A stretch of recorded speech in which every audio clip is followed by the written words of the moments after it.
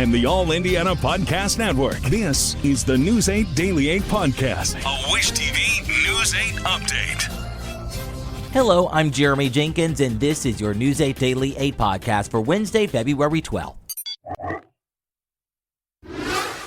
We begin with the news at the Statehouse, where lawmakers are set to hold the first hearing on a bill that would ban transgender women from competing on women's college sports teams in Indiana.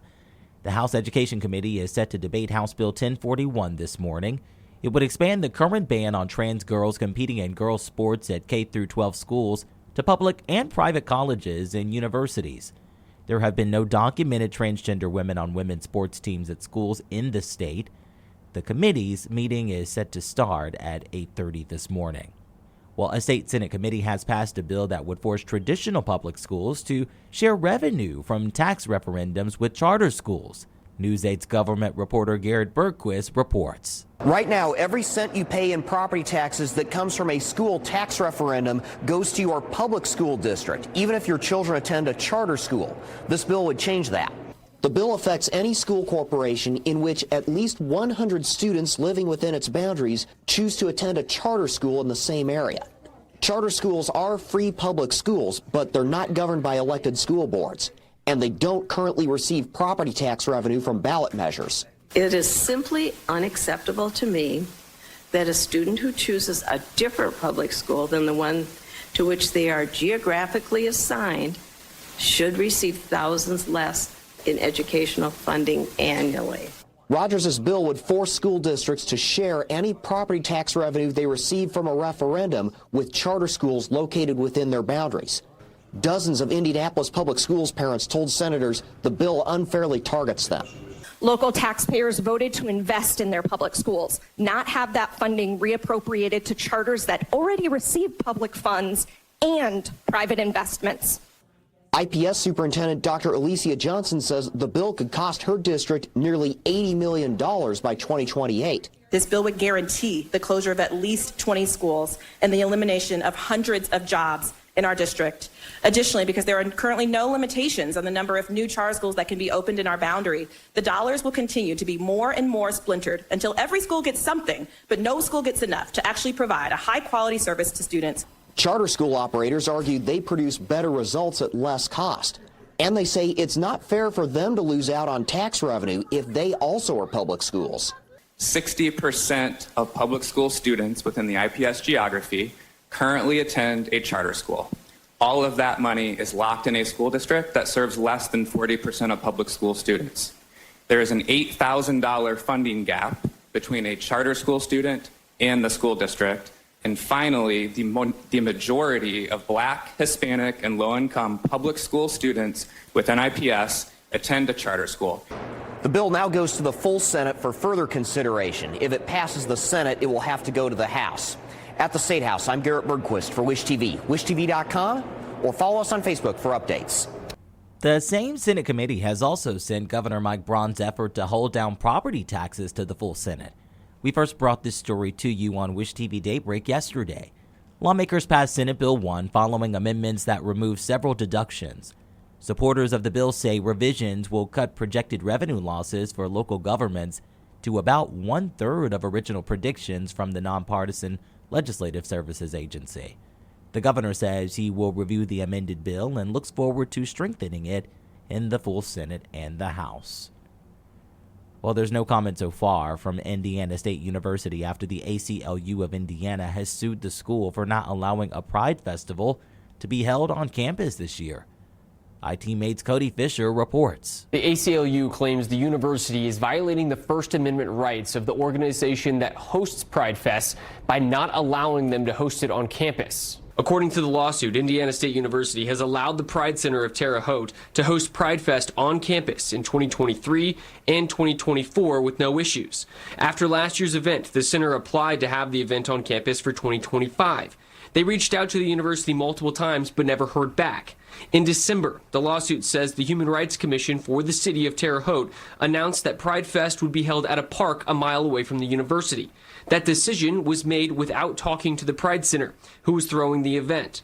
The lawsuit claims the university's decision is directly related to the message conveyed by Pride Fest and represents a content and viewpoint-based denial of Pride Center's First Amendment rights. Here is a public space where First Amendment activities can occur, and the university is saying you can't have your First Amendment activity here.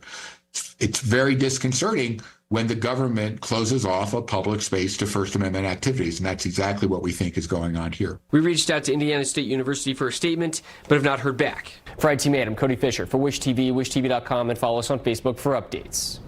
Members of the Black Church Coalition of Indianapolis say they will continue to push state lawmakers to bring more resources to their communities. Coalition members met with lawmakers as part of what organizers called Black Week at the Statehouse. The group says its 4 primary issues are universal preschool, property tax relief for seniors, funding for mental health, and gun violence prevention. The politicians represent the people.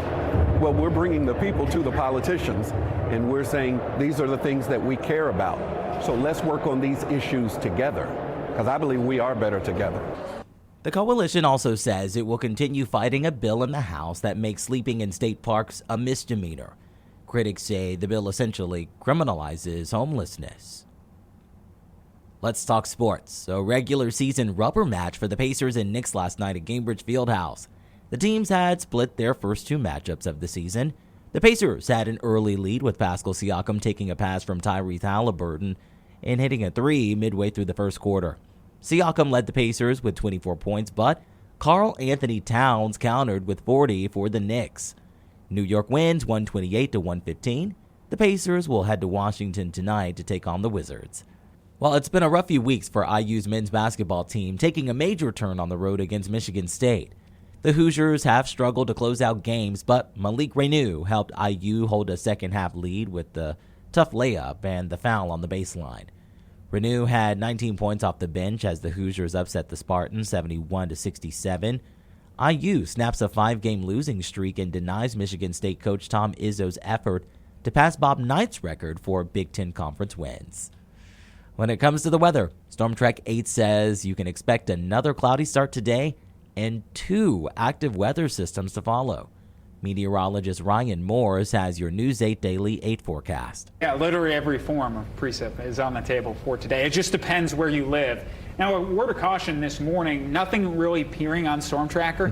There are some reports of patchy drizzle out there, and our temperatures are sitting near freezing to just below freezing in many sections. So watch out for any patchy freezing drizzle, because look at Storm Tracker right now, as I was mentioning, nothing appearing on Storm Tracker, but we are getting some ground reports.